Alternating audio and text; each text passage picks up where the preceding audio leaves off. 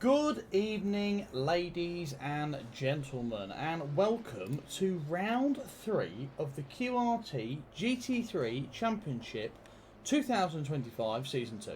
That is a mouthful for what is a differentiating title that Harry so much wanted at the beginning, but if you're mistaken of what I've just said, you can check the stream title at the bottom of your screen and you'll see exactly what I just said.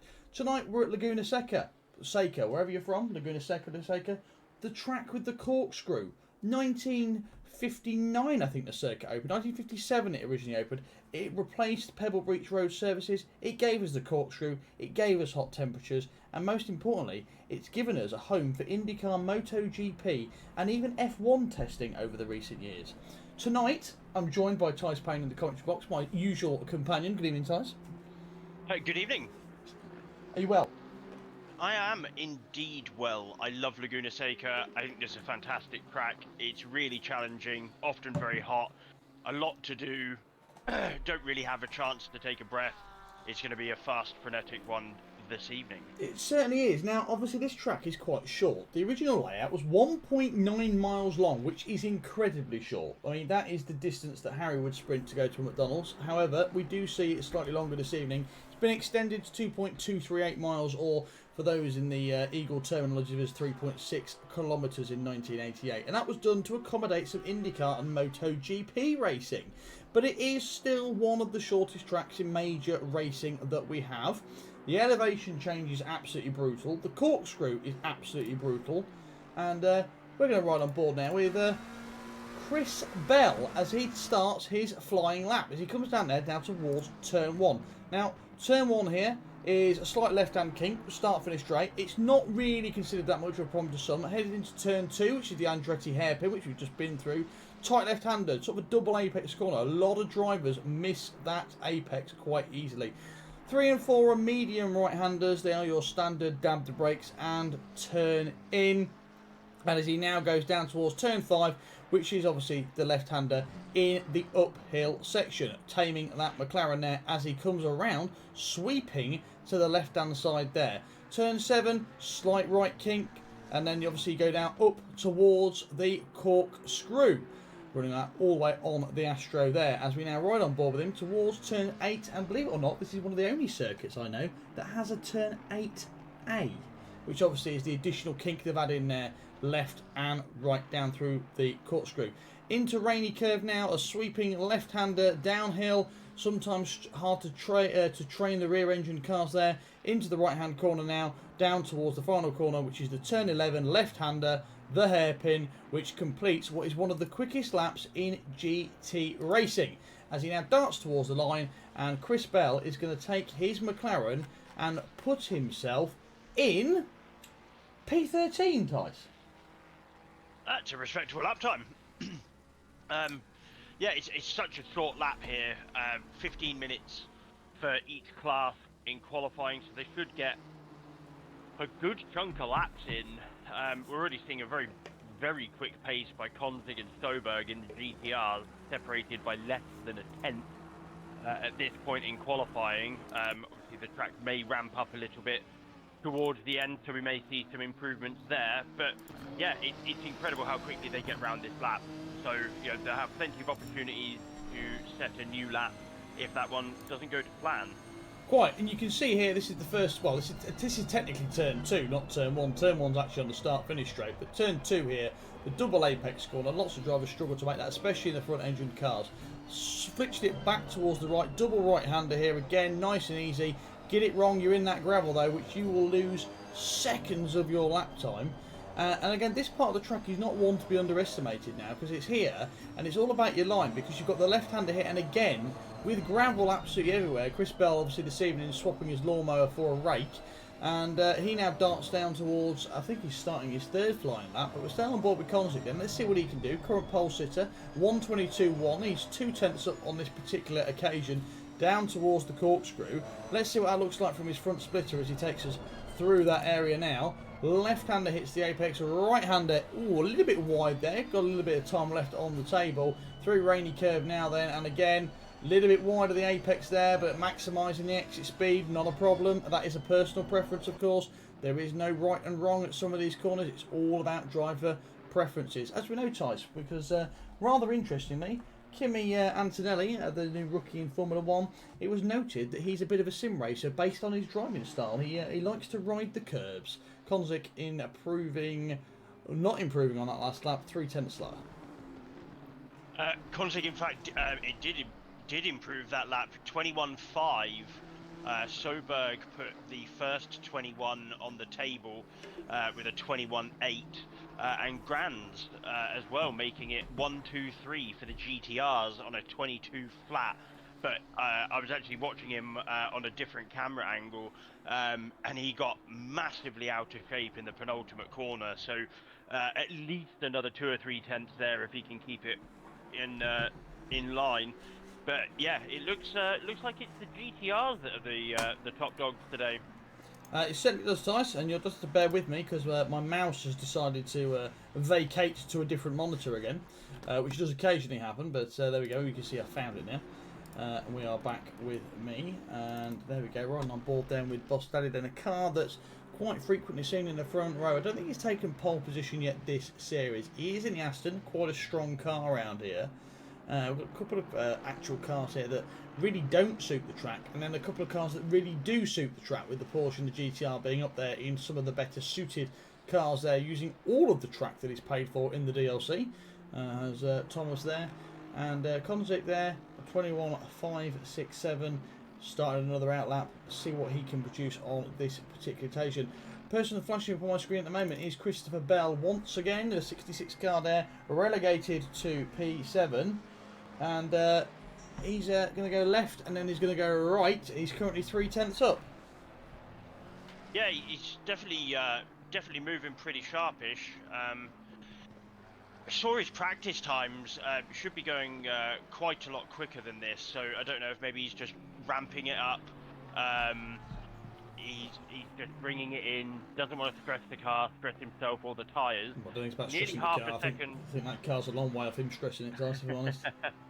Nearly half a second quicker at the moment. Yeah, just over half a second quicker for a 23 flat. Pretty impressive lap time. Some warm-ish temperatures, not quite as warm as we saw in practice, but it is early in the morning, so expect the race to be a big chunk of sausage that has been consumed by that McLaren. Let's ride on board with Chris Bell for that lap again, and just watch the lack of talent there as he came around that corner. Right on board with his helmet cam then. A wonderful addition to the old FII regulations in Formula 1. Yeah, it's a fantastic addition. There we go. Gives you the POV. Oh, he's very tight on the entry. Very tight on the entry. Yeah, gets it all wrong. Yeah. He was so bothered about trying to catch the slide from getting on the throttle too early. He wasn't looking where the nose was going, and turned one problem into another one. Well, absolutely. And do you know who else turns one problem into another one, Tice? Oh, that would be Harry. It would be Harry, correct. T1 SR car then, Christophe Papai, or Papi, whichever pronunciation you familiarise yourself with. The fuel can shop sponsored Aston Martin there, backing off, doing some preparations for his lap. Risky business is that backing up here, because obviously the race director does reserve his right to be able to penalise those who cause a problem. And you can see there, he sort of shot himself in the foot, because already he's going to be right behind the other Aston again. Let's see how this looks from the start of turn one. While we head down to turn one, it should be worth noting actually that today, which is the 13th day of March, 2025 years after the birth of baby Jesus, Harry was available to start a race service us. Yeah, I mean, I'm still slightly in shock. Obviously, we'll have to speak to Harry after the event just to make sure that everything's okay. I think a bank holiday. Must be, you know, it's some kind of, I don't know, religious event or something perhaps in his mind. But that's get it out of shape there. Yeah, it's very uncharacteristic of him to be here to start a server, Rocky. So yeah, odd. Or both Astons then getting out of shape on the gravel as we go down towards the turn 7 left-hander up the hill, using all the available Astro. Don't take too much Astro though, otherwise you'll get gravel on them tyres. Gravel on them tyres means less time on the more time on the board. The right, the left, the right. Car unbalanced through there, and he's a long time off the throttle there, waiting for the car to settle. Yeah, it looked like he spent an eternity trying to figure out when he could actually put his foot down and just hemorrhaging lap time. Well, absolutely. And now, a driver we should point out, Arno Delasus in the Audi, which is a car, if we're honest, doesn't suit many tracks. And No, it that, doesn't. that And it that's was not. shown by WRT, and it's shown by several IRL race teams switching from the Audi and switching back to it when various parts and components have been produced. However, it should be noted that he's currently in P6, but he is still a whopping second off that pole position, which is unheard of for him. Yeah, I mean he's off the back of a race win, so yeah, he's going to be carrying a success penalty into this event, I think. Oh, he won't be carrying a lot through there as he loses the back end, manages to catch it and keep it out the wall. Not ideal. I mean, the Audi's got one thing going for it, and it sounds good. That's pretty much it, really. Other than that, it's pretty awful to drive, especially on tracks like this. So yeah, he's off the back of a race win. So he's going to have a success penalty. Needs to get as far forward as he can, but 9/10 off the pace is probably not what he had in mind when getting into the server today. Badger's dad won there, who is declaring his interest in Luke Sherlock, the QRT driver who has returned home to the team after a short stint away, realising that QRT is his home and the best place for sim racing. Oh, a lot of snap there from the McLaren. Right to left, coming back through there. And as Harry points out in the chat, that we will keep an eye on Luke. Let's see what he does with this lap time. Let's ride on board with him. As he's got the car, a bit of traffic here in front of him. Is that the Mustang in front of him there, Tice? It's Grands in the GTR who's just done a flying lap past him. So let's see what he does. Luke correctly letting him go through because Grands is already on a flyer. Braking point right. First apex. Yep, can't fault that. Second apex. So he goes for the loop option. Some drivers make that corner into. But it's a bit like the V actually at Luffield. They can sort of go past the apex to a point and then back into the other apex. So drivers will take that differently depending on the side. That's a lot of curb there for Luke. Manages to tame the car. He's half a second down this lap. They will come back to him when he looks like he's going to improve. Only driver improving on the track at the moment is Amy Luev and Damien Konzik. Yeah, just a quick shout to Bossatelli, who's decided he doesn't want to let the GTRs have it all their own way, and has slapped it on the front row, Ruffy, 2.5 tenths off the back of Konzig. Like I say, he was a driver that we were saying actually hasn't taken pole this season yet, and we were expecting to. So we'll keep an eye on him as well. We'll be right on board with Amy then, who goes P19 with a 24 flat, and that Porsche there. Very much. Oh, there's a lot of apex missed there. There's a lot of apex missed there. Let's go back on board then with Damien Konzik then. The only driver in the purple as it stands at the minute. A 21.567 to beat.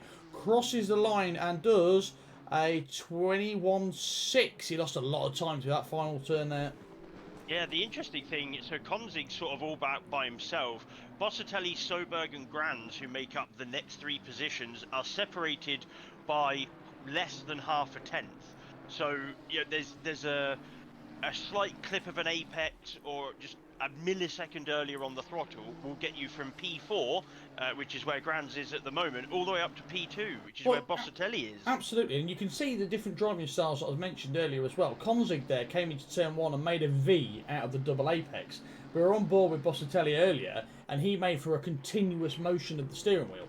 And that is just driver style dependent. Some people prefer the double input, some people prefer the single. There's not really a particularly favoured line, it's driver preference. But what we can say is there isn't that much difference in time between the two moves because these drivers are right next to each other on the timing board. Back with Ben Sullivan then, 3 tenths up, crosses the line, goes to P11, pips Luke Sherlock and Chris Bell.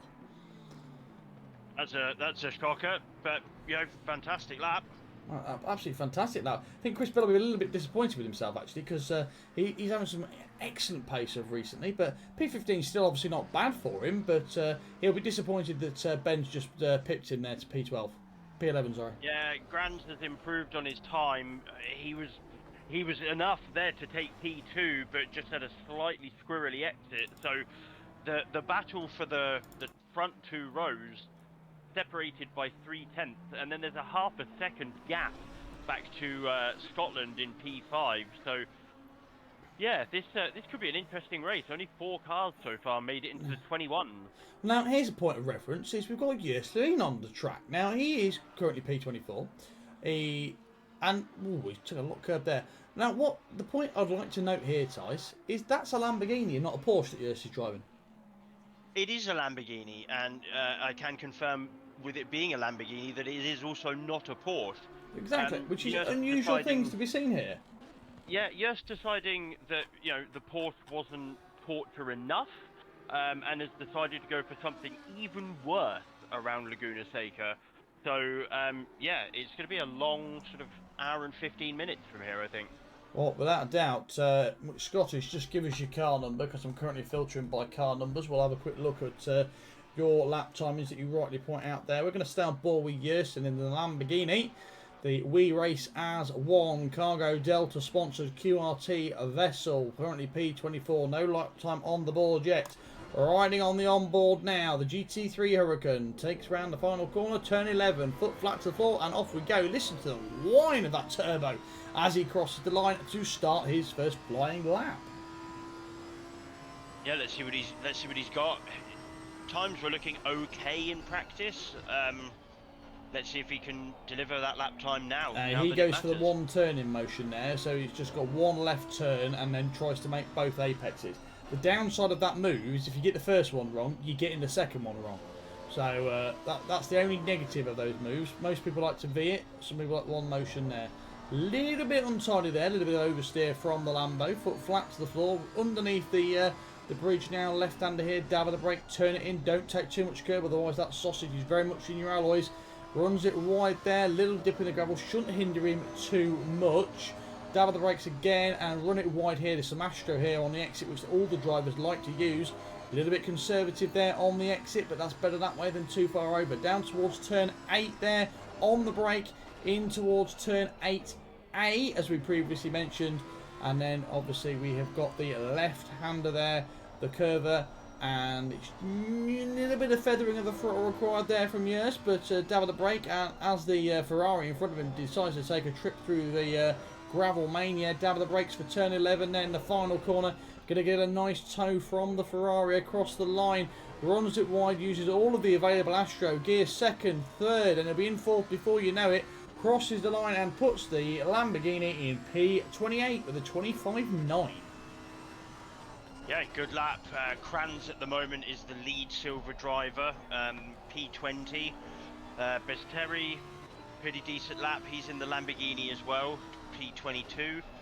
Isgro, P2 in the 77 Aston Martin. So, yeah, some really quick times here from the silver drivers. Still a few people yet to run. We're waiting to see what Tyler Norris can do. He's very handy in that BMW, so expecting some big things from him. Rietveld in the 92 Porsche as well. Going to be expecting him to be making a move up the order as well. Oh, that's a lot of exit curb there that was not required. As I say that, Tyler Norris slaps it P7. Do you know who got that classification wrong there, Tice, when applying the classes? I feel like that could be Harry. It could be Harry. Now, speaking of Harry, we do have a new segment on tonight's show, and that is called Race Director Insights. And that is a thrilling conversation that we have with our resident race director, Mr. Harry Bellis. Is Mr. Harry Bellis available for his first Race Director Insight of the evening? And as per usual, Tice, he's buggered off when the work starts. Oh no, he's decided he's back. Now, good evening, Race Director. Would you like to give us your first insight of the evening? I mean, you put me on the spot here, haven't you? Well, you have a simple task. We're commentating for the whole 90 minutes, and you have a 30-second segment. It shouldn't be too much of an issue. We can come back to you if you prefer. No, it's fine. I mean, qualifying's progressing nicely, and been no issues so far as I'm aware. Track is progressing nicely and getting towards an optimum stage, so we should see a good race. Perfect. Now, as for me and Tice will head back there on board with Tyler Norris, and I do apologise to the viewers there. We will hopefully have more insightful race director insights on that moving forward throughout the evening. but we'll give our resident Harry some time to think about that. And Mike Wilson yeah. staying pretty in P2. Admittedly, there is a 1 second gap between him and Norris in terms of lap time, but we'll gloss over that. Mike Wilson is P2 in silvers. Why is there a 1 second gap time? Is that because the classes are on? I suspect that's because Tyler Norris had nothing but sandbags when he first joined the league and then got rid of them. Absolutely. Sort of Mercedes 2016-esque. Yes, very much so. However, Ferrari also had the sandbags. They just forgot to take them out. Yes, well, yeah. They put them in charge of strategy. Christian Booth back in the pits there, and Amy Lou dropping down the standings to P28 as it stands at the minute. Jules Flint, P30 as it stands. Yerstein there going up to P33, improving on their lap time, a 1:24.297. Should be worth pointing out that actually this is actually one of the biggest qualifying gaps we've seen all series so far, Tice. Actually, I think last weekend really we saw 1 second covering the top 20, and 1 second at the minute is covering the top 4. So definitely a difference in skill availability for this track. Mark Martin's then back in the pit. Mike Wilson still on track. The car 85, 1 second, well, 1/10 down on his current lap, 23.485 to beat. Now Barley Rave here. Currently 6/10 up on their lap time. That would put them smack. Oh, that's the commentator's curse if I ever saw it. I was just noting as well that since commenting on Mike's stellar P2, he's managed to survive. Here's a lap time, back down to guys. fifth. Here's a lap time. Rick Kranz there crossing the line. Goes to Gosh. P15. Yeah, no messing about. Absolutely no messing about at all. Yes, 2/10 up again on this lap, constantly improving. Race pace will be where it needs to be by the time we get there. Tyler Norris going, I'm going to go back to the pits there. And if I was him, I'd be staying in the pits and making a cup of tea. Jules Flint, 10th up on the 18 Porsche there. Oh, as a car is unhelpfully parked there. Who's that? It's Oscar Tamala. I think it was Oscar Tamala there. The 45 McLaren on its way again down towards turn 5. Not the best lap there. Jules Flint still the 10th up. Darren McAllister a 10th up. And Filippo Martucci also 2/10 up. Lots of time left on that lap. That is for certain. Marco Casanta as well, also 2/10 up on this particular occasion. Look, Wilson is improving, 10th and a half here, but he's not really gonna. It's gonna jump him to maybe 21st if he keeps it, but. A little bit sketchy on exit. So let's see if anybody else is improving down the order. Martucci is on an absolute flyer at the moment, nearly half a second up. This will put him P11 if he sees this lap through to the end. 6/10 up now, a little bit sketchy on exit. Dropped nearly half his time. Yeah, he was 6.5 tenths up, Roffy, just before he entered the final corner. And as he exited the final corner, he was only 3/10 up. Yeah, absolutely. Plenty of time left though for the continuation of improvements. Well, yeah, I mean, if he remembers where the throttle is for the next time, that's a free 3/10. So positives, I suppose. And that is the sound of burning rubber of the on-board of Rick Kranz, who we know will improve, but can be a little inconsistent in qualifying times and definitely favours the race. Yes, yeah, there's definitely some drivers out there tonight that are not hot lap specialists, not qualifying specialists. The pressure of delivering a fast lap when it matters is not their strong point. But what happens? They're usually people that are pretty handy in the race. They're never going to set a purple lap time, but they'll keep doing the same lap time over and over again, and that consistency will often move them up the order as other people get involved in incidents and accidents. Laguna Seca, it must be said, is one of those tracks that incidents and accidents are common, they're easy to have, and the penalty for such is often quite severe. Concrete walls very close to the track. It's a track. It's an American track built in the 50s, and it's quite common to see. American tracks definitely tend to be less forgiving in the sense of the fact that the gravel and the wall there. European tracks definitely have deeper gravel traps and tyre walls, whereas the Americans still go for the concrete and the short runoff areas. We know that from like Sebring, for example, Daytona, for example, Laguna Seca, Cota.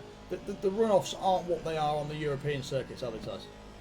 No, can you imagine the FIA trying to do their track inspection for Sebring and saying, why is the start-finish straight made out of paving slabs and why were they laid by Harry? Well, exactly, but to be fair, it's probably the only thing he is laying at any point. But he's probably for the best. He still did well, to be fair to him. But no, Sebring, I'm not even sure Bert Mylander would want to put his Aston Martin around there, if I'm honest. No, I dread to think the service bill on the suspension doing a hot lap of that thing. So, actually, the start-finish straight at Sebring, which by the way is this weekend, if those IMSA watchers at home want to give that a tune in, I think it's now on YouTube, streamed for free as well. But no, the Sebring start-finish straight there is actual cast block slabs of concrete, which have sunk and moved over time. So it is like what I can only describe as driving over those European piano keys on the road. You know, that make noises when you drive over them. It's like one of those, really. So it's almost like a massive speed bump, which in a GT3 is not so bad. In a GTP car or an LMDH, depending on which country they're racing in, I can't imagine that being best of comfort options. No, I suspect uncomfortable is one word that you could use, and bloody scary is a different word, or words that you could use. Mike Wilson improving 2.5-3 tenths up at the moment, coming through the corkscrew. He's found some time. Let's see, we've got any other movers and shakers. Rave has found a little bit of time. Tyler Norris doesn't need to find any more time unless he wants to go for the overall win.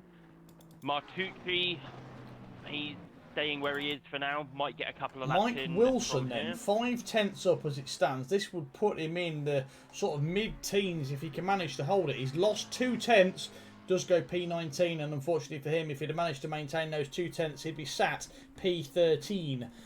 So he'll be a little bit disappointed with himself there. He is a driver... Yeah. Oh my life, he is flying 6 tenths up on the exit of the final corner. Yeah, he's pulling everyone else with him as well. Lost a little bit of time. It looks like he's going to go P10 with that time, I think. P10 with that. That's quite a lap time. That is a lap time. All of a sudden, I was saying Norris doesn't need to go and find any time. There's only a tenth between them now. Maybe Norris does need to find some time. It's also fair to say that to the 92 car there, Thierry Reckdel, he was also in some traffic. This isn't the track where you want traffic. You ain't going to get much of a tow round here. You're going to get a hindrance. So and already he's half a second down this lap, but we know from the turn one there. Mike Wilson a further 3 tenths up on this lap. He is desperately after Ben Sullivan, Luke Sherlock, and Chris Bell. Those drivers who like to always battle with each other week in, week out. 3 tenths up. He lost all of his time last time in turn 11, which is the final left-hander hairpin. Can he hold that lap time on this particular occasion? Brakes at the 20-yard board there. Left-hander and... Lovely exit. Great exit. He actually gained time through there. Yeah, 10.5 gained on exit there. He's going to go P8 with that lap P8 time. for Mike Wilson. That's a stunning lap time, that is. Yeah, that's right on Norris's door now. Mike Wilson, obviously, last time out, race winner, so he's going to be taking a 20-second success penalty. So he needs to find all the time he can. You can, but I'll tell you what, if you were taking a drive-through penalty, this is one of the tracks you'd want to be taking it at. It is a short one here. It's a short one, and also it feeds you out into turn 3, which is also very helpful. It does, but you know the pit lane itself is not particularly long. But then you've got to stay in the pit lane on the pit exit. You've got that really, really tight hairpin at the bottom. The amount of times I've seen people slide off that in their haste to try and get back on the track. You know, it's one of the big things with these tracks, and Paul Ricard is another example with a tricky pit entry and pit exit. Formula One is Canada, for example, Circuit Villeneuve there, also showing the same properties.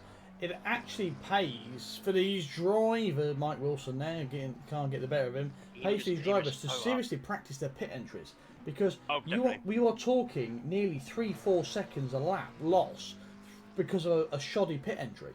So it really does. It is worth playing it. Now, Harry had lots of practice in the pit lane, but not in the pit entry because he used to do the start menu and then return to garage. Mike Wilson there. Yeah, Luke Sherlock in the chat. Mike Wilson, pro. And yeah, I think Tyler Norris and Mike Wilson will definitely find themselves with a pro ticker after this season has concluded. Mike with a sensational qualifying, I think, showing that last week's silver win was no fluke. He's got pace, he's got the speed, and he's mixing it in with the pro drivers comfortably. He is. And just a quick question, actually, Tyson, who is applying the success penalties this evening? Well, because he started the server, I've delegated that responsibility to Chief T-Boy Harry Bellers. Do you know what? He's done fantastically well there. A man who is perfectly capable of doing many things, as we know. Unfortunately, the ACC wonderful server start thing here again doesn't allow me to click drive until 30 seconds are up. So we will take you through the grid on its way out. You can see there the race director, who will get insights from throughout this race, applying those success penalties there. QRT, one of the only communities where you get penalised for doing well. And this is going to be an interesting race, Tyson. We've got an hour to go. We've got a mandatory pit stop. We've got 40 cars on the grid at Laguna Seca, which is a car crash waiting to happen, if you pardon the pun. Yeah. One of the... this track's probably pretty famous, actually. It features in MotoGP games, iRacing game, Forza Motorsport and Gran Turismo. It is, and obviously ACC. It is one of the most common tracks available on video games of motorsport, which just goes to show you how popular it actually is. Yeah, and yet it's never discussed in the same way as tracks like Silverstone, Spa. It's not considered a great, even though those drivers that love it fiercely. I think this track is fantastic. It's a driver's track. It pays to be a very clean, very technically capable driver here. But yeah, it's never looked upon in the same sort of favourable way as Spa, Silverstone, Monza, which are equally prevalent amongst all titles. It would also be worth pointing out, Tyson, that this is a very unusual track, and night racing doesn't occur here, but not because there's no floodlights. The reason there's no floodlights here is because when they built the track in the 50s, this track was prohibited from night racing because of light and noise pollution, and it is not allowed to because it is in the nature reserve in California. So back in the 50s, that was quite a bold statement, because that's not really a consideration that was made back then. So it just goes to show you that the area of which this is currently in, as we now start the formation lap there, riding on board with Damien Konzik. The race director will have the red flag button ready for this race. We'll have to see what it's like. It's prone to a number of incidents. However, turn one, probably the only part of the track, Tyson, that has a runoff. Yeah, turn one's got some runoff, but everywhere else you're having a massive accident and potentially pinballing back across the track. So, yeah, if I was the race director, I'd definitely have that red flag button ready to mash down when the inevitable contact happens. Turn one, interestingly, because of the difference in line, because of the different ways you can take it, and how wide it is going into turn one, it does promote side-by-side action. So, yeah, it's going to be an interesting one. Let's hope they all make it through cleanly.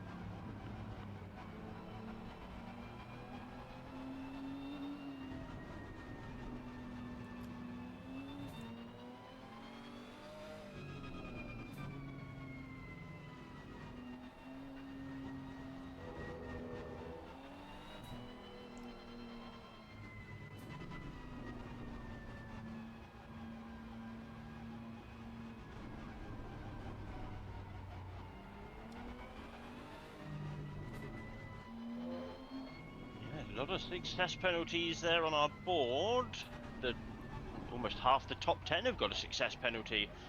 The only one that doesn't is Konzig, who is comfortably the fastest, which is going to be, well, should we say congrats now, Ruffy, or should we give it a couple of laps?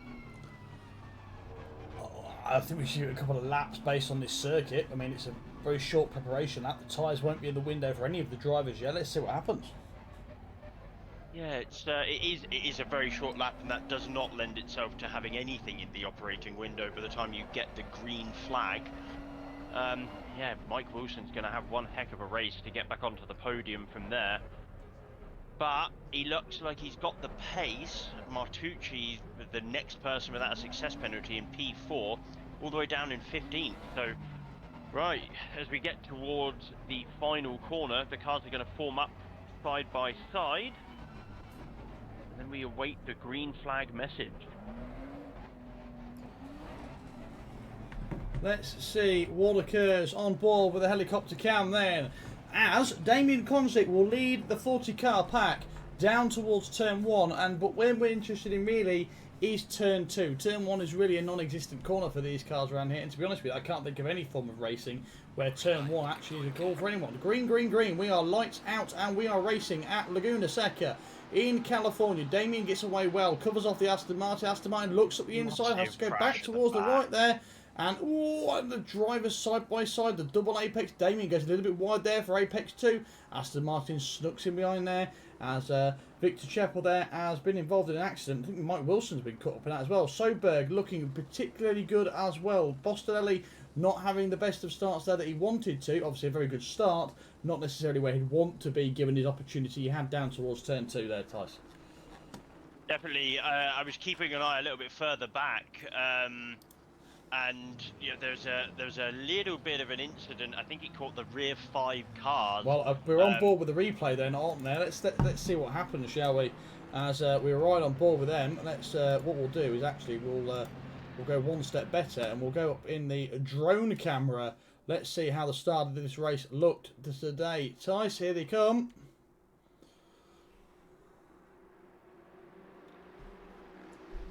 Yeah, it's about a bit of pinball in there. Bit of pinballing. Yeah, bit of a kerfuffle at the back of the track, but certainly nothing to get too excited about. Well, it'll give Harry something to do after the race. Yeah, and interestingly, Kranz in the 888 Ferrari picked up a drive-through for an incorrect start position at the beginning of the race, so that's not going to do him any favours. Cars off here, there and everywhere. Oh, he was speeding at the start. Apologies. He was going too quickly at the start of the race and has picked himself up a drive-through for his troubles. Oh, dear. It's certainly not the way forward that he'd have wanted that one. Declan Brogan then in the 67 in their car there.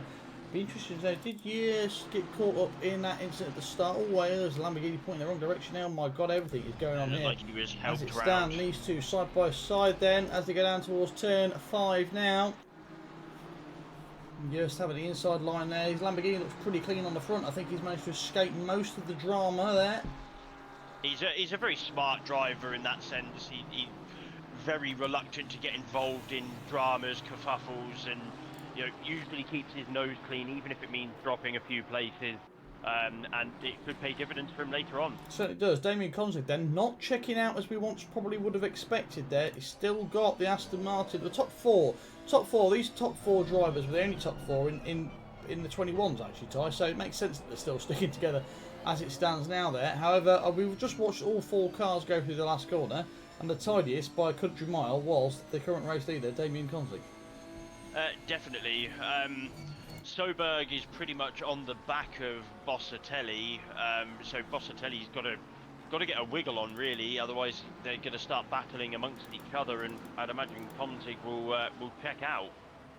Konzik certainly will check out. On board then with David Grands now then, they go down towards turn 5. He has got the best view of this action in front of him. You can see there from his bonnet camera that these 3 in front of him are still fighting position, and it's a long way from over is this.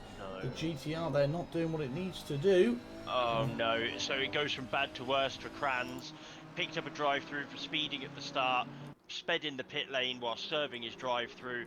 He's got himself a stop-go penalty for his troubles. The day has gone from bad to terrible to wasn't even worth waking up this morning. So Rail on board then still with this 4-way battle for P1. Damien Konzik definitely in control of the battle. Whether he still will be after these pit stops, we don't yet know. Track temperature, a modest 27 degrees here for California. Some will expect to see it a little bit higher than what it currently is, but it is what it is there. Arnaud Denisous there corking the bottle for that P5 battle as well. Let's run on board with Christopher Bell then. P15, gained 7 places. This is what Chris does well. He's not the best qualifier, but he picks them off race by race. Now, we all know his battle will be with Ben Sullivan, Mike Wilson, Luke Sherlock, etc. Speaking of which, Ben Sullivan has had a shocking start to this race and he's down in P24. Oh, that's not ideal. Yeah, maybe just got caught up in something, had a little boo-boo. Unsure, we'll have to have a look back and see what happened. It's uncharacteristic for him.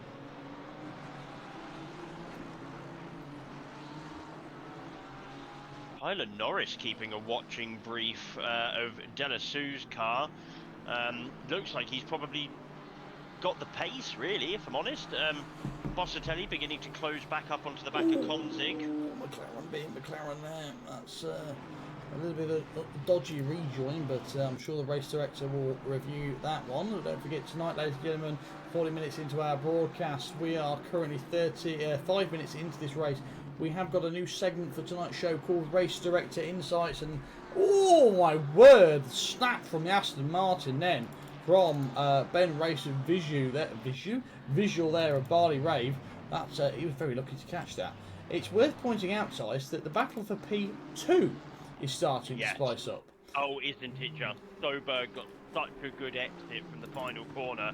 Bossatelli didn't, and yeah, he's all over the back of him now. Absolutely all over the back of him. He is all over the back of him like a bad rash, and you can see now, I'm starting to think that actually Bossatelli may be a bit of a cork in the bottle for this P1 fight. What this is doing, though, is currently handing the race win to Damien Konzig. Set the fastest lap last time around, 21.5, which is pretty much identical to his qualifying time. No, it's not too dissimilar to what Soberg's pace has been, though, so I think if he can clear the Aston Martin, it'll be well. Now, it should be worth pointing out here that overtakes here are few and far between because of the nature of the track. The best way of overtaking here is forcing that incident, which we know these drivers take a lot to crack because they're so used to the battling, aren't they? They certainly are. You know, here you've got to have such a delta to even get alongside another car. So really, like you say, the best bet is to try and force the driver ahead into a mistake, make them look at you instead of the apex, make them brake a bit too late, compromise them in some way. But yeah, I mean, Bossatelli dropped off the back of Konzig, something fierce. Gap 1.8 now. 1.8 indeed. Now then, the most important thing about tonight's show is we've got the race director insights. We're going to swoop across to Harry now. Harry, give us your race director insight for this first 10 minutes of the opening race. Sorry. Pretty good, to be fair. I don't think there's been any dramatic issues. There was instant on just after the green light with a few cars at the back of the grid. I've just had a quick look at that. I will reserve comment on that for now. Yeah, other than that, I don't think there's been too many things. A couple of taps, but nothing to be particularly concerned about. No, we'll probably agree with that, actually, Task, but we're not. Yeah, it looks like it's been mostly clean. A couple of little scrapes here and there, but by and large, a very clean race. 14th to 26th is looking pretty interesting as well. They're about half a second apart, I think. Yeah, I mean, fortunately we've got 39 cars still in the race. So yeah, very happy. You may go back to eating whatever you were inevitably eating. We are riding on board then with Declan Brogan, who is currently hunting down Chris Bell for breakfast. Chris Bell yet to crack under pressure. However, lap times, though, are somewhat different. Chris Bell lapping in the 25.9 and Declan Brogan lapping in the 24.8. So this is not a case of if he overtakes, it's a case of when. And I would like to think it'll be done fair and square on the track. Will Chris Bell crack under the pressure? Oh, a little bit slidey there from the McLaren as they come through the corkscrew. And Declan Brogan playing the sensible card there, Tyson, just backing off a little bit. Yeah, I think discretion's a better part of valour. If the move's not going to be clean or it's not going to be a guarantee, maybe don't take that risk. The penalty for making a collision or going off the track is so severe here that you really have to be very decisive with your moves and know that you're going to get through cleanly, because otherwise you're going to have an accident. Yeah, absolutely. First car coming out of the pit lane there then. Let's see how they filter into the traffic here. 3 cars coming around, and that is going to annoy these 3 drivers in front of us, as that's possibly the worst possible timing then for Chris Bell, who is now going to find himself in a little bit more of a delay as he tries to shake off Declan Brogan throughout this race. Mark Gibson also putting some pressure on Jules Flint. Back on board then with a battle for P2. The Aston Martin there finding itself under pressure from Marcus Soberg then, who we ride on board currently in the Nissan GTR, as they come up now towards the start their 7th racing lap of this race. We have got 50 minutes left, Tice. 1 pit stop per car and several success penalties to serve. This race is far from over, but Damien Konzig is definitely checking out. Yeah, he's just putting ridiculous time after ridiculous time onto the board. 21.3 last time round. Gaps over 3 seconds now. The front 5 are the only group that haven't changed positions at all. And it looks, if I'm honest, like Soberg is going to have to get past Bossatelli. He's been within half a second for the last 2 or 3 laps now. So you'd have to assume that if he can clear that Aston, he will check out as well and maybe make a race out of this with Konzig. I think what he'll do is he'll probably keep picking away at him for the next 10 minutes. If not, he'll probably go for the early pit stop. The temperatures are in the window to allow them to run slightly longer on these tyres today. So if he stays behind him too long, he's going to be too far out of action. So maybe the undercut then for Soberg will be a consideration if he can't clear this Aston in the next couple of laps. Another big battle for us at the minute is Arno De La Souza, who has started in 5th and is remaining P5th, but very much a cork in the bottle for Tyler Norris. Still under pressure from Tyler Norris, but not making any signs of cracking yet. No, De La Souza managed to pilot that Audi very well, but it looks like Tyler Norris is just sitting there waiting for the inevitable Audi mistake, and he will capitalise on it when he can. Absolutely. Cracking pace though from Tyler Norris. P6 at the moment, battling for P5. Battling for P5 indeed, and it's certainly not the position he probably would have thought himself in when he's put in the silver split. But who did the splits, Tice? Well, we can't blame him for everything, but it is Harry. It is Harry. It's hard not to blame him for everything when everything is seemingly his fault. Now, the 18 of you that are currently watching this race should be aware that today is the 13th day of March, 2025 years since the birth of the baby Jesus, and it's also the first one that Harry has managed to start the race server for one of his own series. So big round of applause next time you speak to him. We're currently riding on board with Arno De La Souza, the Audi driver. It stands at the minute down towards turn 7, the left-hander.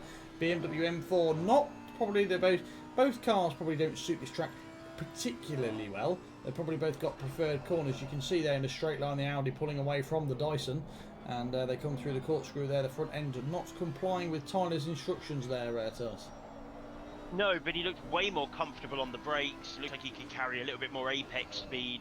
Just doesn't quite have the legs that the Audi's got. But yeah, I think if he can get within a tenth or two with the braking performance he seems to have, he should easily be able to slide up the inside somewhere. So we'll have to keep an eye on that one.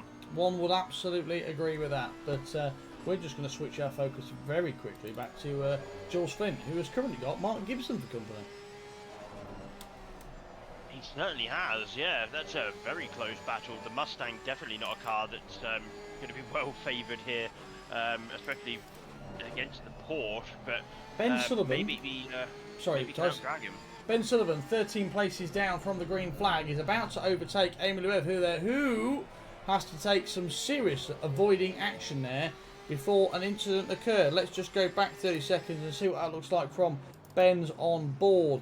Was it him braking too late, or was there movement from the car in front? Let's find out. On board with his helmet cam then, in the left-hander there, the Aston Martin being very compliant to those steering instructions. A little bit of oversteer required, and they're going to run out wide. And let's see what happens here. I'm particularly interested. Oh, very early on the brakes of the Porsche.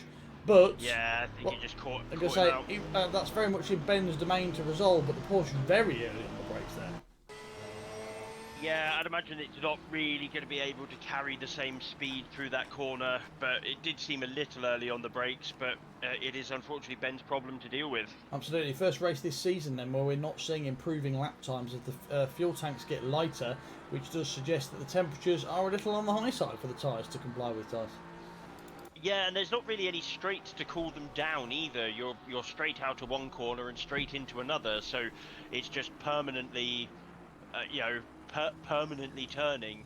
As we see Mike Wilson on the back of Gallimini I think he's actually got past him, or has been passed, in fact, sorry. He's been passed by DeMarco. I'm not sure when that happened. Looked like it was perhaps the final corner, so Mike Wilson sliding backwards down the order. Probably not what he had in mind for this race, especially carrying that penalty. Yeah, I'll keep an eye on it. Keep an eye on it and let us know, Tice, when you see it. That's the important thing, is keeping on board with it. And this battle for P2 is getting spicier and spicier. It's not. That's David Grand is now on the scene as well. And that's the battle for third. Soberg's dropped off the back of Bossatelli. The gap's over 2 seconds. I don't think Soberg's dropped to the back. I think Bossatelli's actually responded, looking at his lap times. He's now matching the leader's pace. So Soberg's last lap was a 23 flat. I think got to have made a mistake somewhere. And that's put Grands in a great position. And looks like we're about to see a move here as well, Tice. That's a late move, but I tell you what, it's going to work. Can he wash him out? He puts him off the line. That's what he needs to do. This is what we were saying earlier. It's a case of forcing an error. It's not a case of necessarily overtaking. So GTR versus GTR then as we start the 12th lap of this race. Luke Sherlock finds himself under a little bit of pressure from Christophe Pape there, Tice. Yeah, the T1SR Aston looking pretty handy at the moment, keeping Luke very honest. But I'd have to say I'd probably put my money on Luke, to be honest, in that car, this track, these conditions. I think Luke will edge that one out. Can't disagree. Cannot disagree. Now, we are only 4 minutes away from our next race director insight, as we're on board with the rear wing of Luke Sherlock being hunted down by Christophe Pape there. Those with success penalties, early stops or go as long as possible. Question from the race director there. Isn't that the sort of question you should have the answer for there, Harry? But, I mean, if it were me, I'd probably look to try and get it done earlier rather than later. Give yourself the maximum possible time. I would agree with that, because this is the track where overtaking is not easy. So you want to gain the positions through the pit stop, which is what we're going to see, I think, from this battle at the front. Definitely. Yeah, Bossatelli is starting to match Konzig. He was a little bit down last lap, but albeit still a 22. Oh, Soberg there under pressure. Left himself vulnerable to the switchback there. Luckily managed to pull it off. As we see, Delassouz entered the pits from P6. He's P5. He's decided he doesn't want that battle anymore with Tyler Norris. That promotes him up to P5. So yeah, that's a very early stop, I think. Very early. Scotland, Tice.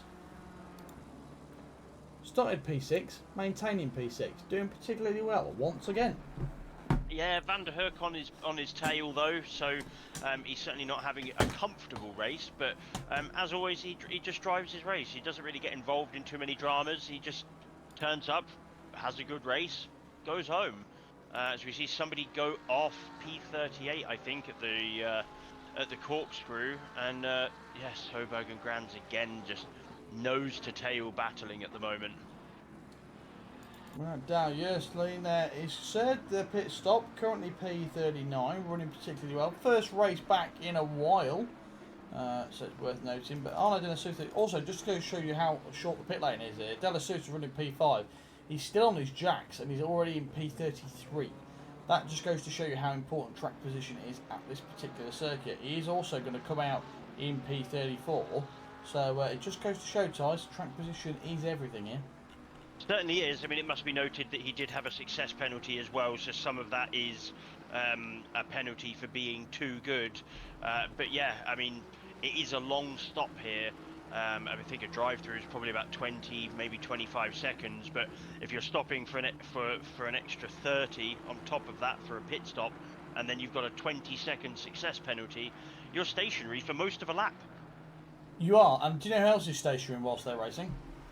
That would be Harry Bellers. It would be Harry Bellers. Now, speaking of Harry Bellers, let's go for our race director insight. Mr. Harry Bellers, our race director this evening. Harry, give us your latest insight of this race, please. I don't really know if I've got much to say, to be honest. First few pit stops are now happening. People taking success penalties. Arno has taken his. The rest remain to be taken still. Again, no particular dramas are happening. All looking pretty good at the minute. Perfect. Any questions for the race director, Tice? No, nothing Perfect. from Okay, me. Harry, may go back to eating whatever you were inevitably eating. We're riding on. Wine gums. We're on board with Marcus Wine Soderberg gums, then, wow. per 3. Harry showing his age there. And I'm surprised he didn't say April fruits. Yeah. David Grands then. Oh, a lot of exit curb there for David Grands. That Soderberg will be pleased about that. But having said that, he's come straight back at him, Tice.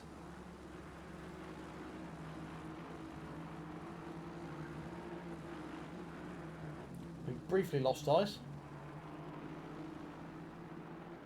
Apologies, Ruffy. I feel like I had a bit of a comms drop there for a moment. You asked me a question, sir? I was just saying that Grands there managed to get a little bit of exit gravel on the exit of turn 2, dropped the time, but was immediately back on the bumper again of Soderberg there. This battle is definitely going to have to be won in the pit lane, I think, as it stands at the minute. Both of them have got the same success penalty as well, so their pit stops will be down to their talent, getting stopped in the box, making sure that you don't get moved, making sure you don't lose any time, and now they're tucked up against their sister car in Borowick, who's also in the GTR. Grand's all over the back of Soderberg here, just can't seem to find the exit needed to draw alongside and make a decisive move. Yeah, this one could go right to the end of the race. It's not quite long enough, this straight for him. He does start to come back at him towards the end, but he's not quite where he needs to be as the GTR behind the boys there decides to take the really long line. But no, we're not going to see too much there. Mike Wilson then, worth noting, he's a P12 as it stands at the minute, working his way up. Chris Bell and Luke Sherlock is currently in P8, position 8 for Sherlock. Still got the Aston Martin on his tail, and we've got the I think that's a Lamborghini not too far beyond. Yeah, Mike's stabilised a little bit. DeMarco passed him a couple of laps ago, built a bit of a gap. Mike's slowly but surely starting to chop back into that gap. He's got it back under a second. Obviously, they're not racing for class points, but you know, Mike's keen to minimise the gap between him and the other silver drivers. Try and stay on the podium, even with that success penalty. So he doesn't want to get held up by any of the slower pro drivers. So yeah, needs to get on with it, I think. It is, and I'm just watching Luke's style of racing here. He's very smart with how he does certain things and what he does. If you notice him in particular, what he actually does is where the McLaren isn't the strongest, which obviously is this third sector here, is he actually backs off a little bit. We've got a McLaren facing the wrong way there. Actually backs off a little bit through the corkscrew, and then uses that to kill the momentum of the Aston Martin behind to ensure he's still got the pace in that sector 3. So he's still maintaining track position through turns 1 and 2, and then he doesn't need to worry about it again to the corkscrew. So smart racing from Luke. Definitely, you know, if you're not the faster driver, you can sometimes be the smarter driver and keep the position. You know, if you know where your car's good and where it isn't, use that. You know, there's nothing to say that you can't do that. Obviously, you can't just, you know, brake check people, but there's nothing in the rules to say you have to stand on the throttle at the earliest possible moment. But you can see the Aston is just carrying so much more speed through some of these corners. Luke's positioning his car well. He's not really an overtaking place, but he is alongside. I think the Aston's getting it done here. And he does get it done. And sealed. And that's going to allow Delasua through, I think. Not for position notice, that is a lap car. Yeah, but you know, Delasua has taken that pit stop, so you know he's going to be a little bit behind. Yeah, that's how quickly you can lose a position here. You know, he was barely wide in turn 4, I think it was, and that was it. You know, the Aston was through.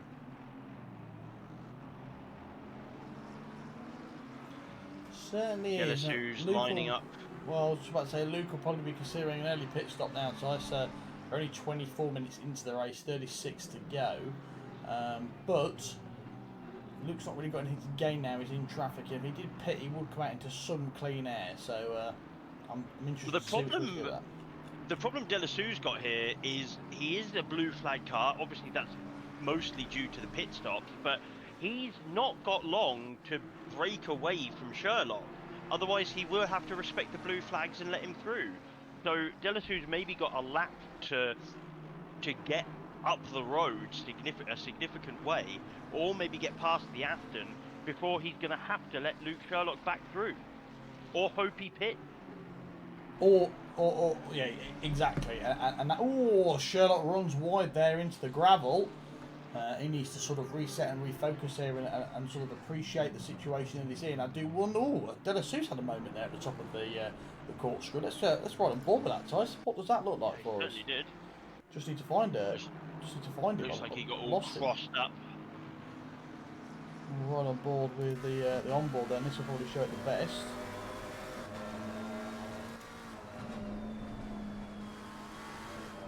Yeah, just turned in. Car didn't want to have it. No, Looked like he took 2 bites let's of the wait for cherry. Delasou's here. Delasou's has a big moment here at the top of the mountain. Oh, yeah. That's the Tried to Audi keep the brake doing pressure Audi on. things, I think the technical term there is. Yeah, tried to keep the brake pressure on as he started applying a little bit of steering angle, had a bit too much brake on. The back of the car said, "Not today, sir." And yeah, he promptly exited stage right. It certainly did. It certainly did. So much of this race left to go, such a short track to deal with. So much Not even can still halfway happen. yet, Robbie. Not even halfway. And you wouldn't know it based on the stuff that we've been looking at. I know. It's the gaps.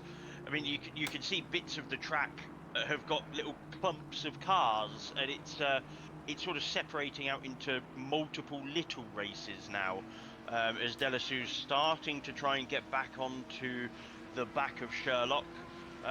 Delasou's clearly got the pace. He's clearly very quick in that car, but the issue that he's got is he's a blue flag car, and he's having the occasional brake issue.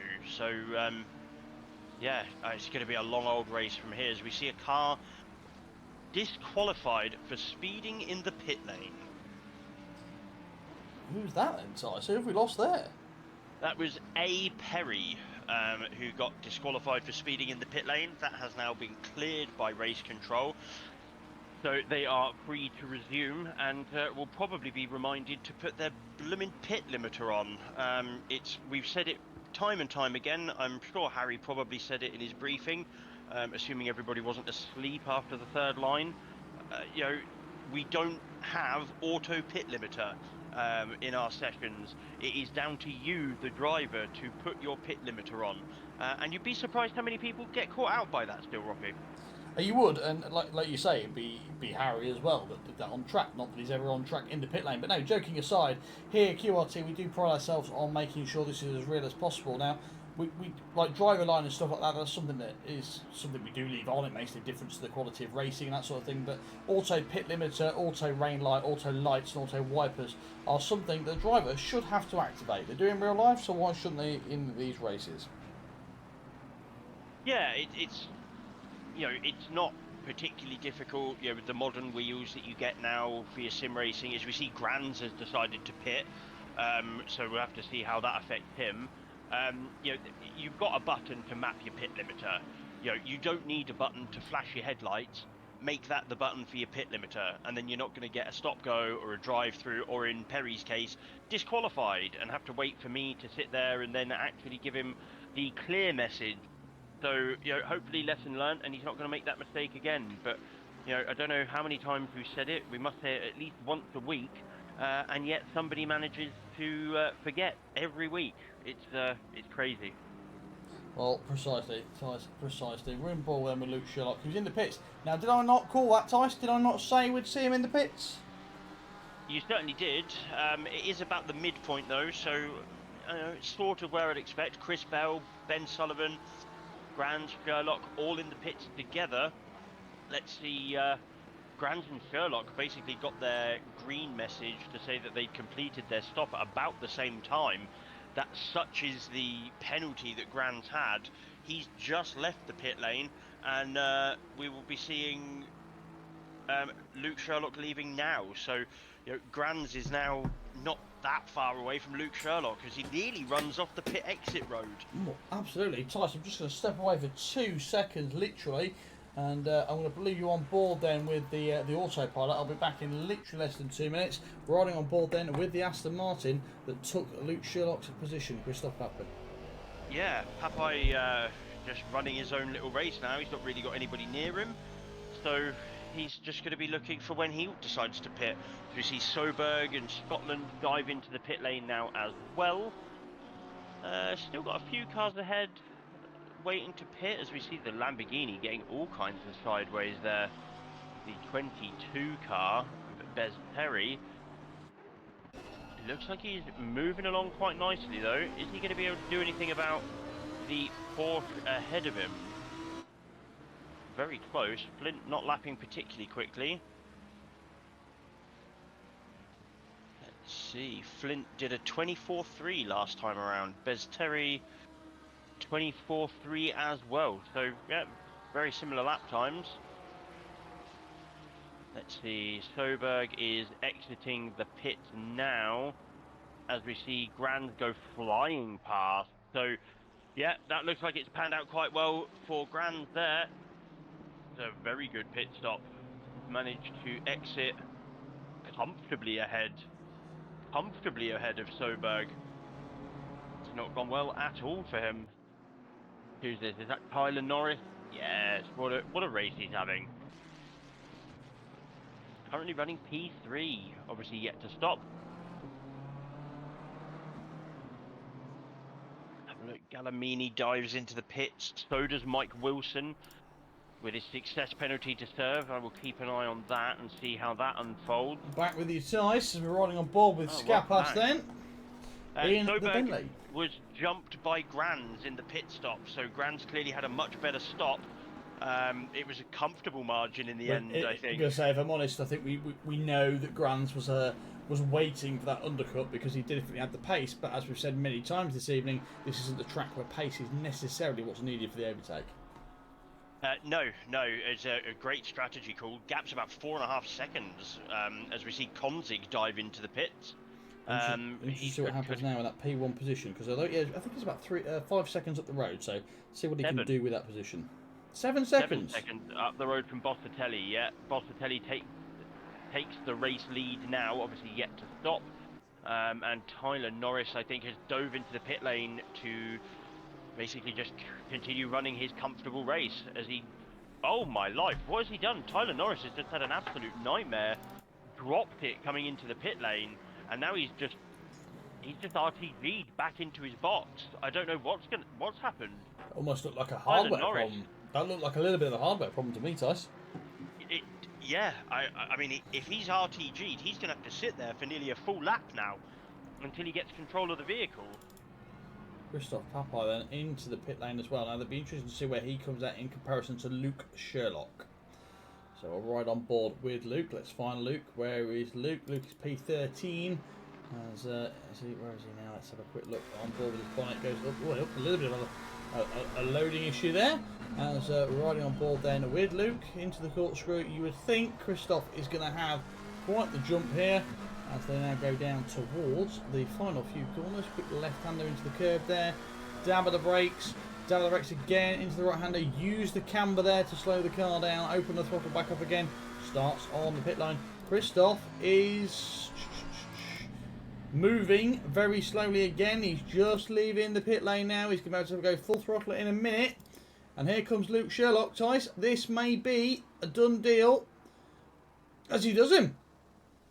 We are seeing a very, very powerful undercut here today. Very. Norris, in fact, did manage to get the car stopped and onto the jacks, so he's come out and maintained 5th position. He's got Reitveld and Scotland right behind him, so yeah, he's come straight out of the pit lane and straight into the thick of it. Bossatelli has now bopped, so yeah, it's getting to the point now where everyone's taken their pit stop, so we're going to see what the order is to get into the second half of the race, really. Just wondering what's happened to De La Souza, Tice. Yeah, it's kind of gone backwards. He boxed early, he's P25, he's not been in a position to overtake and clear people, like I suspect he thought he would have Here's a done. battle that will all too dissimilar to everybody. It's Mike Wilson versus Ben Sullivan, with Chris Bell never only seen 2 them seconds battle up the before. road. It's amazing how these three always find each other every single race. I know. I've just jumped on board with Mike Wilson. Guess who he's behind? Ben Sullivan by 1/10 of a second. So yeah, that's it is impressive how these three always manage to find each other on a racetrack. It certainly The is. three musketeers, we must dub them from now on. Well, they're three something or other. I'm not sure musketeers is possibly the word we're going to go for there, Thomas. But we'll think of something, shall we say? Mike definitely It's more looking screen friendly for now. Absolutely, might look a bit more racy there than Ben, and Chris Bell's thinking to himself, I need to get up the road a little bit here, otherwise I'm going to be in this party too. So riding on board then, Damien Collins then, who has retaken the lead of this race after his pit stop there by 25 seconds. The undercut here is worth nearly 3 seconds, Tice. I can believe it. But what goes hand in hand with that is you've got to then run a bit longer on those tyres, so you get all of the joy early and then all of the pain later. So yeah, we'll have to see. I suspect Delassou is going to find this out the hard way. He is climbing back up the order, 23rd now, but towards the end of the stint, you know, he's 17 minutes on those tyres. 17 minutes, yeah. With another 25 to go, so you know he's going to have done a long old journey. As we see Gibson parked at the side of the road, that is an odd error.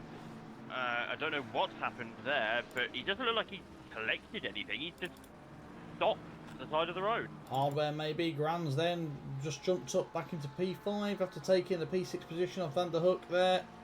And you can see there the two team cars there, Porsche and Porsche versus GTR. Gibson has RTG, so it must be some kind of hardware problem.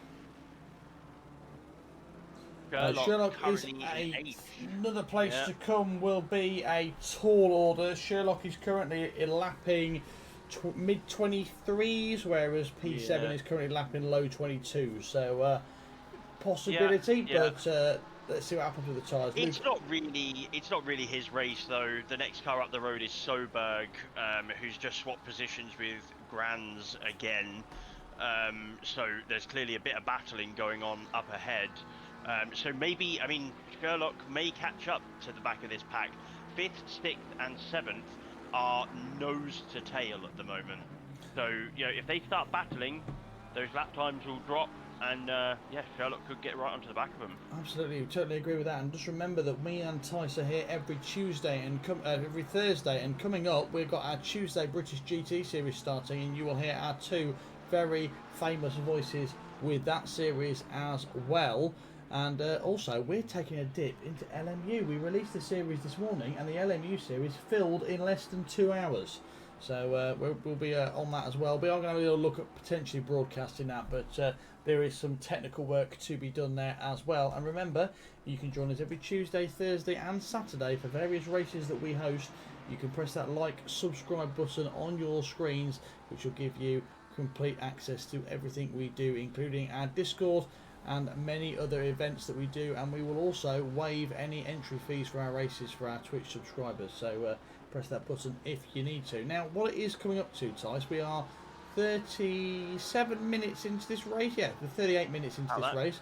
Let's head over to our race director for our race director insight of this 10-minute segment. Race director, give us your insight. Yeah, still going pretty swimmingly. One car retired at the minute with a hardware issue. That is a confirmed hardware issue. I'm just speaking to him now, which is unfortunate. Other than that, the race is going pretty smoothly. I'm pretty happy, and lack of incidents really. I think would be fair to say. Talk to me about Tyler Norris and Mike Wilson then, Harry. Tyler Norris currently running P3 overall and lapping at around the same pace as the pros around him. Surely there's going to be a move in their futures. Yeah, for sure. Tyler's definitely looking at a step up to pro. Probably next season now, given we are now halfway through the season. Mike as well. I mean, he's well on pace with Chris Bell and Ben Sullivan, who both moved from silver to pro last season. So yeah, for sure. I think Mike as much as he's likely to protest it in similar fashion to Chris and Ben, he's going to be on the move, I'm sure. Chris and Ben, not to be mistaken with the Flower Pot Men. Absolutely. Maybe that's what we need to call Mike. That's a great Chris, and Ben. idea. That's a great Flower idea. pot men. I think The that name's three gonna flower stick. pot men. There we Yeah, go. there we go. Signed, sealed, delivered. Thank you, Harry. Thank you, Success Harry. penalties also seem to have had a bit of an impact on the race. Definitely. Haven't they just? Yeah, At a Mike circuit, Wilson with at a a circuit 20-second this penalty. short, though, you would expect to see that have more of an impact, which you could argue did hinder some drivers' deliberate progress last week, but that's for their own prerogative, shall we say? Mike is on the move as well. He is all over the back of Isgro. Yeah, I mean, Mike's very clearly going to end up on the podium, I think, still today, despite the 20-second success penalty. Tyler Norris is likely going to win silvers unless he does something catastrophically wrong. What I would like to point out as well, Luke Sherlock, just going back on board with him, we spoke about him a few laps ago, saying that he didn't have the pace to take the next position. He has responded to that order. His last few laps have been the low 23s, if not dead 23s, and Van der Hoek is mid 23s, so he's 7 seconds down the road at his current lap pace. He won't make it, but his tyres are newer than everyone else's, and Van der Hoek's are older as well, so providing Christophe Papi doesn't pester Luke too much, he should get down the road. Definitely. Luke's a solid driver, so I'm sure he'll just bring those tyres in and just try and chip away at it and hope that the cars ahead just start dropping off and he can make up the time. Tyler Norris in P3 then is showing you, I mean, he had a 37.5 second stop, which, you know, I assume includes a success penalty.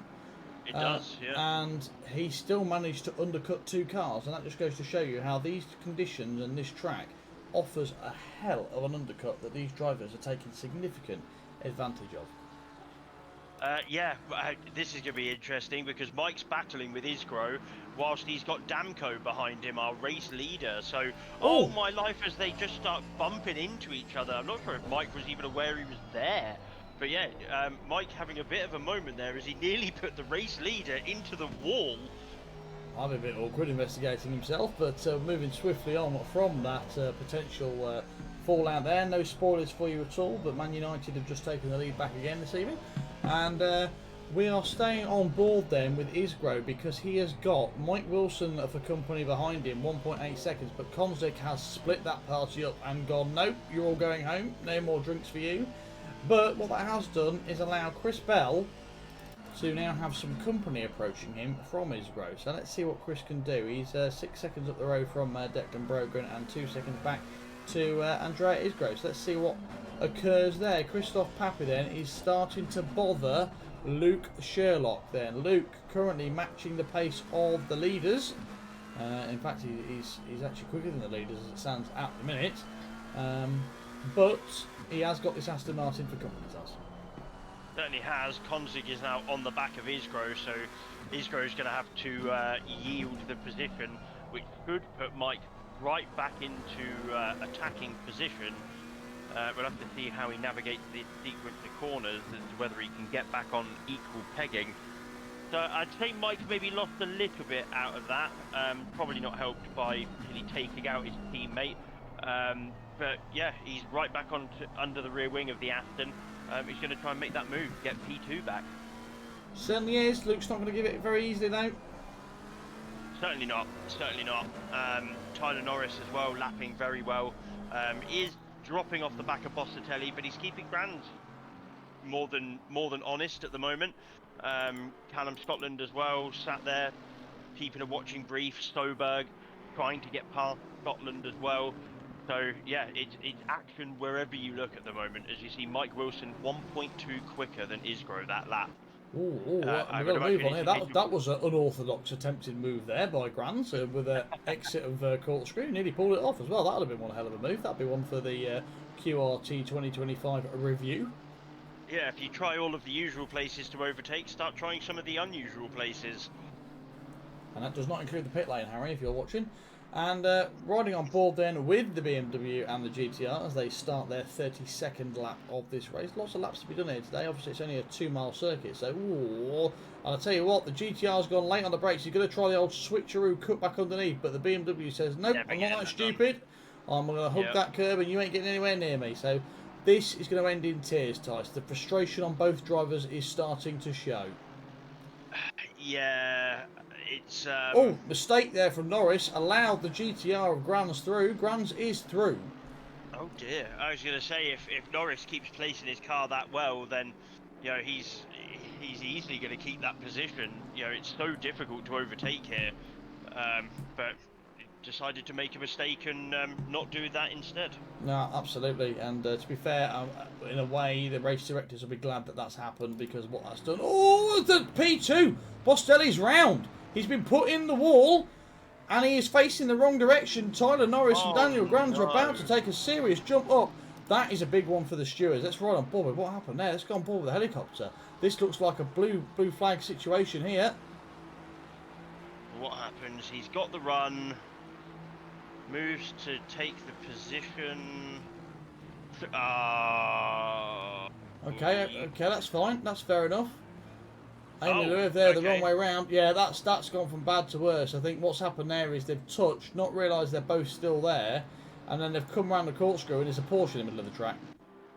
Yeah, and then they've taken avoiding action, and yeah, it'd be an interesting one to see what the stewards say, but oh dear, Bossatelli. Chris Bell's showing yellow flags for me as well. He's just been through the gravel trap. That's why he's showing yellow flags for me then. Oh, and we've got another one round as well. This race is really starting to spice up. So Mark Gibson, Darren McAllister out of this race, it stands at the minute. Yes, still in the Lamborghini there. Amy Lou there, who is currently running in P35, having held her brakes during the corkscrew incident there and did everything that we want them to do. The 84 there of the DMF car not doing, well, doesn't look as good as it did when it came out the factory. No, and Norris has swapped one GTR, giving him pressure for another, as Soberg is now all over the back of Norris. So if Norris wants this P3, which he just inherited back, he's got, what, 13.5 minutes worth of defending to do against a very fast-moving Soberg. It's absolutely the case, and ooh, Norris is Mike there. Wilson's still all tucked up behind Isgro, just can't make that move. Can't seemingly get close enough. He gets a much better exit out of that corner, carrying so much more speed, but he just can't outbrake the Aston. He just really needs to try and apply as much pressure as possible. Hope Isgro makes a mistake, but Wilson's pace is such that he's still on the podium at the moment, regardless. I just know he'll want that P2. He'll want that P2. That is definitely for sure. Ooh. Yeah, this is going to... Yeah, there's a long way to go in this race Mike's yet. got it done, I think. 12 minutes left. Mike Wilson, he has got it done according to my timing screen now, although... Ooh, Mike went off the track, so did Isgro, so I don't know what's happened there. I don't know if we can go back and have a better replay. Ben Sullivan's gained the position, I can tell you that for certain. Ben Sullivan was back of the pack, and he's about to be first of this pack. Let's see what happens. I think Mike went for a very audacious move, just about got it done, but then cuts the track. There's cars everywhere in that shot. Yeah, couldn't tell if Mike made contact with Isgro or not, which was what forced Isgro out wide. If Isgro ended up out there all by himself, then that's fair enough, but Mike did cut the track to gain that position. I'm sure the stewards will have a look at that one. So certainly will. Tyler Norris then. He's got two choices. He can either give that place back and go again, or he can try and check out and hope that whatever penalty he gets is less than the gap he builds. Norris looking. Yeah, I think the GTR is going to struggle to outbrake the BMW, to be honest. It's pretty much the one thing the BMW is good at. Oh, Norris just lets him through, I think. Not for position. Is that is that Grant? Apologies, is that Damco, is it? P1? That's not P1. He's let the position back through. Tom Norris has let Soberg through and has now got Callum Scotland for his company. But Tyler's probably thinking it isn't for position for him in class. What is the point in pushing it so hard? Sensible driving. Yeah, there's no point in getting involved in an incident. You know, as fun as it would be to have a battle and to, you know, enjoy racing against some of the pro drivers he'll be racing against next season, no point getting caught up in a silly error, little mistake. He's got the win sewn up unless he makes a mistake, so he's taken that possibility off the table now. Well, absolutely, and it needed to be done. 100%. It's smart driving there. I wonder if he'll just try and consolidate where he is now, or if, you know, Scotland sails up to the back of him, maybe he'll let him through as well, because he's got probably a 30-second gap to Mike Wilson, who's currently P2. So, you know, he's under no real threat at the moment. No real threat indeed, but the only person probably feeling threatened on track at the minute is Ben Sullivan, who's got Mike Wilson with him again there, Tars. He does, yeah. Sullivan obviously made up 2 positions when Wilson and Isgro had a fracas. Mike very clearly the faster driver here at the moment, and Sullivan doing his best to position that Aston Martin where he needs to. Wilson must be thinking, hang on a minute, I've just overtaken an Aston Martin. How is there still one in front of me? But that is the way it is, so he's going to have to do it all over again. Well, if anyone can overtake an Aston Martin, it can be anybody, but a particular individual that we all know, and that individual is Tice. That'd be Harry. It would be. He very rarely overtakes anyone. Well, exactly, he only overtakes himself, and that's when he's running to the front of the chip shop queue. Riding on board then with Tyler Norris, the battle continues with Callum Scotland after letting Soberg through. Damien Konzig then is your current race leader, 40-second lead on Grands and Soberg and Norris, Scotland, Van der Hoek, all taking advantage of Thomas Bostelli. Little incident as he came through the corkscrew. Christoph Papai then, P8, was the biggest threat to Luke Sherlock. Sherlock has dropped down into P9. Galami there, he is P10, had a very good race so far. Actually, to be fair to him, he's actually gained 3 positions there. Our biggest position gain by this race is Skapas, who started P26, currently running P12, 14 positions gained. And our worst race so far has to be to Rick Kranz, who's lost 14 Chris Bell's positions. had an incident, I think. Chris Bell's just... I don't know what's happened, but he's just dropped behind Isgro, Wilson and Sullivan after being ahead of him. Let's have a quick ride on board with him. Here he is, riding on board with him now. Oh, yeah. That'll do it. Yeah, that's not how to gain much time. Well, that's 2 sectors that he's trimmed the gravel for us, so, you know, 1 more sector to go and he'll get a set of steak knives. Harry, your job's at threat here. So,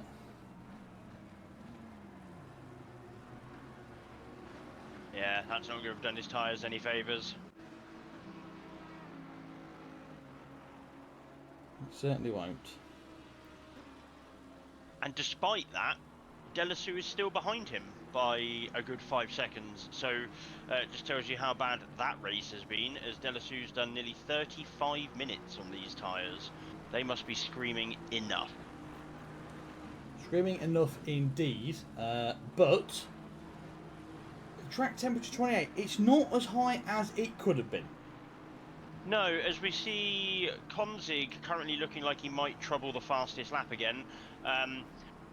There's no easy way to say this. He's got nearly a 40-second gap, Ruffy. He could essentially take a drive-through for the lols and still have a gap to win this race. You know, that is the pace that he's had today. He just hasn't put a foot wrong. It's sensational. He certainly has, and I am a little bit envious of the constant, unquestionable pace that he is shown. And you know, to be fair to him, he's not he's an alien in the sense of his pace, but he's not one of these people that doesn't have to work for it. He works really hard. He practices for these races. He trains for these races. He is a very deserving winner of these races. Oh, definitely. You know, he's always there putting the effort in, and he clearly is an alien. You know, Roswell will be on the phone asking us to return him any time soon, I bet. But he's actually a really nice guy to chat to. You know, some people that you meet that have got that kind of pace, they tend to look down on some of the slower drivers. But no, Konzig, he's such a nice guy. speaks to people, helps them out, and then still comes out and smashes people by 40 seconds. It's crazy how good he is. It's crazy how good he is indeed. We're staying on board then with Chris Bell, the driver who has had a very good race so far. Vanderhook there flashing up orange for me, and that is because he's currently under threat from Thomas Bostelli, who we know has got the pace to overtake him. It's just whether he's got the ability. It is not a straightforward event here, he's overtaking. As we have seen, we have got 5 minutes 38 seconds of this race left. We will join our race director's commentary box in 2 minutes time to get his driver of the day. That is a hint for him if he is listening, because we know what he's like. He'll be sat there stuffing his face with wine gums. And we're on board then with the battle for P6, which was the battle for P2, with both drivers in fact, guys. Certainly is. It's kind of interesting how that's shaken out, but yeah, Bottatelli trying to make amends for the incident, I guess, that he was involved in. It didn't really look like it was anybody's fault specifically. There was a surprise Porsche in the middle of the track, which caught them all by surprise. So yeah, he's clearly got the pace. Let's see if he could do anything about it and maybe gain a couple of positions. Certainly is. We've got about 5 laps of this race left to go. A lot of traffic starting to build. It's unfortunate for some of these drivers. They're all clumped in Sector 1 as it stands at the minute. Yeah, 14th through to 22nd are all basically in Sector 3 now. They are. You've then got a huge gaggle of drivers in Sector 1, now into Sector 2. Yeah, whichever place you look on the track, there's not really more than about a 5-second gap, which is to be expected with it being such a short lap here. Very, very much so indeed. Do we know where we are racing next week, Tice? It's escaped my knowledge. In fact, we can ask our race director that when we join him in a minute's time. But so for me, driver of the day has got to probably be Callum Scotland. He arrived on the grid in a position which he shouldn't have done because he had a stellar qualifying lap. He started P6. He didn't start P6. He started P7 and he's up in P5 as it stands at the minute. His pace has been exactly what it needs to have been. He's not going for the win. He doesn't need to be overdriving. He has responded to the cars behind and the cars in front appropriately. He's not put a foot wrong. And also, he's driving the AMG around Laguna Seca and hasn't put a foot wrong as well. So, for me, he is driver of my day. For me, I think I'm probably going to go with Tyler Norris. It's been a sensational drive from him. He's had some good battles with some of the pro drivers, not really put a foot wrong. And he's played a very smart race. He's accepted when it's not his fight and just let people through. He's not about to jeopardise yet another silver win for a battle on track. So for me, I think it's Tyler Norris is my driver of the day. I agree. We'll now go to our race director for our final race director insight of the evening. Harry, are you with us? I am. Okay. Do you have any insights You have for any us? insights for Oh us? no. Yes. My final insight of the night is it's continued to go very well. I'm very, very happy with it. Some great drives from a number of drivers. I've listened to your team's drivers of the day, and I've actually got a different driver of the day to the both of you. Go on. Silently plugging away in P12 is a 228 Bentley of Christopher Skapas. Gained 14 positions during this race, and as far as I'm aware, hasn't been involved in any instance at all. And just been silently plugging away and gaining those positions from towards the back of the grid to the top half of the grid. Yeah, fair. It's a good driver of the day, I think. That's a worthy winner. Good driver of the day. And where are we next week, Harry? We are for round 4 at Spa Francorchamps. Well, that'll be interesting. I'm already looking forward to seeing the GTRs there, Thomas. Yeah, GTR's yet again a handy car there. So yeah. Do you know what is a handy car there? Arno Della Sousa's Audi. No, it's not. He's not got the best car for this series, has he? No, I think I think Harry's decided to punish the French a little bit here by handing him the worst possible car for this season. Expect variable conditions as well. Ooh, is that a little insight for us? You know, Indeed. Is that a little insight for when he You've asked me for inevitably an asks you to insight, set the you've got service an on us? Well, I mean, what that really means is, Tice, can you please make sure that it's got changeable weather on it, because I won't be here. But I'm familiar with reading between Harry's lines now. We are on board with Damien Konzik, who is about to start the final lap of this race. He has led from flag to flag as it stands so far. One lap still to go, as I've just pointed out, so let's not jinx anything just yet. Not put a foot wrong. He has encountered traffic. He has encountered bad weather in terms of temperature. He has encountered crashes, and he has encountered pit stops. And he is yet to fail in a position where he has not been able to respond. And I tell you what, he starts his final lap now, and we're going to ride on board with just him, and let's see how he brings this home. It has been a sensational drive. He's got a 40-second gap, 40 seconds, and still taking the thick end of a second out of people, even on the final lap, whilst overtaking blue flag traffic. He's about to lap P12 in 1 hour, Roffy. Such is the pace. It's been phenomenal. Phenomenal. It's been fantastic to watch as well, and just for good measure, as we said earlier, he's actually got a 40-second lead. He could have easily eased off and not taken this last lap. He could have easily not challenged the blue flag drivers in front of him, but I think we're still going to see him overtake this Bentley on the final lap of the race. And you can see that he's got the car so tuned in. He's just got one movement of the wheel into corners. There's no adjustments needed or anything like that. He's not reaching for the wheel. It's just one smooth turn in, and the car is there exactly where it wants to be. So all the way back is Bentley now then. Crosses the line. Damien Konzik then is going to be your race winner for round 3. Laguna Seca takes the checkered flag. David Grant's next to cross the line, who, to put it in perspective, still hasn't gone through the corkscrew. Oh, Gallimini had himself a little incident at turn 1. Might have just dropped himself a few positions. That's not going to do him any favours. Looks like Sullivan has managed to keep Wilson behind. It looks like Mike Wilson might have actually had an issue. He dropped that far off the back of him, but yeah. Ben Sullivan's not stopped in the most ideal places there.